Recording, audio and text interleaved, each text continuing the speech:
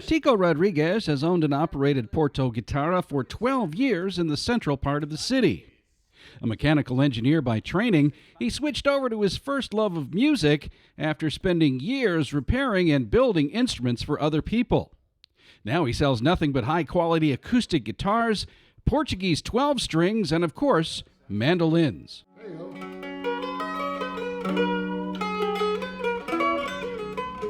The mandos in his shop are handmade by luthiers mainly in the Porto area. While mandolins have a long tradition in Italy and Germany, they also have a long history in Portugal as well. Here in Portugal, we had many different types of mandolins since the 19th century. We had with single strings, not double, different shapes, different scales, always the mandolin with the same tuning. So this is the other shape that I put. Tico says Portuguese mandolins come in two different shapes. This one, which looks like a Portuguese guitar, is a little bit wider in the middle than your standard A-shaped mandolin. Of course, they also have the A shape, or teardrop shape, as he says, which looks like the ones we might find in North America. However, mandolins made in Portugal have a different sound than the ones we are used to in bluegrass and pop and rock playing. Because mainly because of the way it is built the top. Okay. The bluegrass mandolin normally they are carved. I mean, the original ones, I don't know. The cheaper ones probably are made in a press or something like this. But the original ones they are carved, like the violin. So they have a very specific sound related with the way they are constructed. Wow, it's beautiful. Portuguese mandolins are made with a spruce top and Portuguese maple back and sides. They are absolutely beautiful to play and to listen to. So much so, I decided to buy one from Tico to take home with me and add to my mandolin collection. Since 1885, 1890. Tico is not only a repairman and a mandolin salesman, he's also a historian on the instrument. And in fact, he has some great stories right in his shop, including this mandolin that he's holding right now.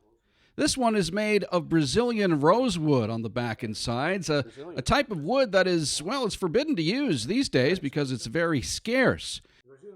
But this mandolin, built in the late 1800s, was made of Brazilian rosewood in Porto. The wood had been exported to Portugal, and it was made by a luthier in the Porto area. The mandolin was then sold to a man who moved over to Brazil and lived out his life, only to have the mandolin end up in his grandson's hands, who brought it back to Portugal and sold it to Tico.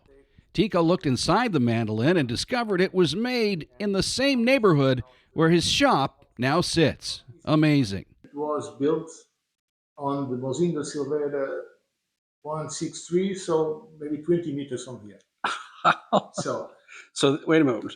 So this mandolin was made 20 meters from here, went to Brazil, spent many decades in Brazil, came back to you here in Porto.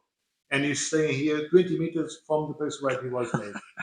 We'll put here a pile of mandolins. This one was one of the first that I made. Tico also has a number of mandolins that he made himself. He learned the craft from a neighbor who happened to be a master luthier. He used to teach at the university. And he told me, no, I don't want to make any mandolins because I'm now building only hard instruments like violins and stuff. But I was quite sad. But I really want one of yours mandolin. I won't do it. But if I make my own, would you help me? Yes, everything that you need. So that's how I started. All in all, you can see how Tico loves this little 8-stringed instrument. His passion for the mandolin is infectious, and you can see that he's found his life's calling. Find a work that you don't, how do you say it? Find a work that you like to do, and you will never to have work again. So the German mandolin.